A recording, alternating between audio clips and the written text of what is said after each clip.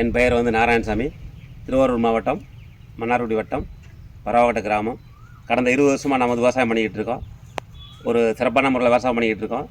ஆனால் நெல்லுங்கிற வகையில் எல்லா விவசாயம் பயன்படுத்துகிற மாதிரி ஒரு சூழ்நிலை இருக்குது. அப்போ அதுக்கு வந்து அடிஷனலாக மைக்ரோ போட்டு செய்யணும். மைக்ரோ போட்டு கலந்துக்கிட்டால் தான் இப்போ உள்ள சூழ்நிலைக்கு வந்து நல்லா தூர் வெடிக்குங்கிற கிளை வெடிக்கு சிம்பு வெடிக்கும்னு சொல்லிகிட்டு இருக்காங்க. இப்போ அதுக்கு பதிலாக வந்து உங்களுக்கு வந்து இப்போ இந்த சீசனில் வந்து கிரியாஜன் சொல்லிட்டு அவங்க வந்து அக்ரி வந்து ரெக்கமெண்ட் பண்ணாங்க.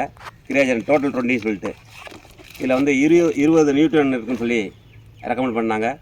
எனக்கும் வந்து சரி ட்ரை பண்ணி பார்க்கலாம் அப்படி சொல்லிட்டு தான் முயற்சி பண்ணேன். ஒரு 3 நாள்லேயே வந்து நம்மளுக்கு வந்து ஒரு கருகருன்னு வந்துடுது, திரட்சியாக இருக்குது. இப்போ வந்து போட்டு இன்றைக்கி ஒரு 20 நாள் ஆச்சு. முதல் வாரம் போட்டு அடுத்த வாரம் போட்டு ஒரு 3-4 நாள் ஆகுது. நல்லா சிம்பு அதிகமாக இருக்குது, சிம்போட எண்ணிக்கை அதிகமாக இருக்குது, கருகருப்பாக இருக்குது. நம்ம வந்து மற்ற விவசாயம் வாங்கி இதை பயன்படுத்தலாம்.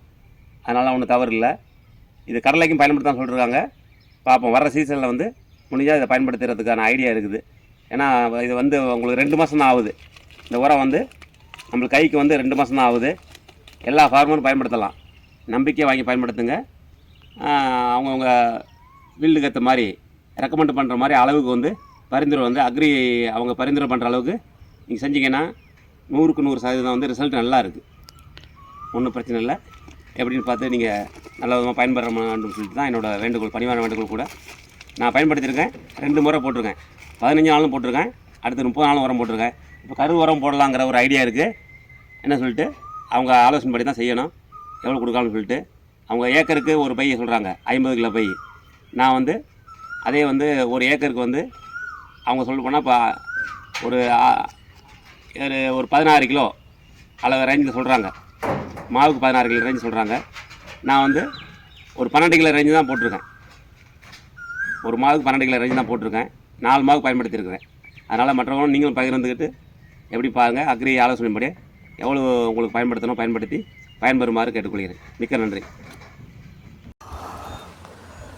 சுத்தமாக ஒரே ஒரு நாற்று வேர் மட்டும் இவ்வளோ அளவு வந்துருக்குது. பெரிய விஷயம். அப்பா எவ்வளோ தண்டியாக இருக்குது வேறு எல்லாமே. நான் ஒரு வீடியோ பேசுகிறேன்.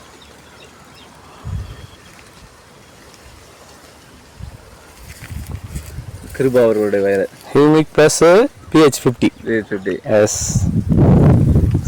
அப்படியே இருங்க, அப்படியே இருங்க.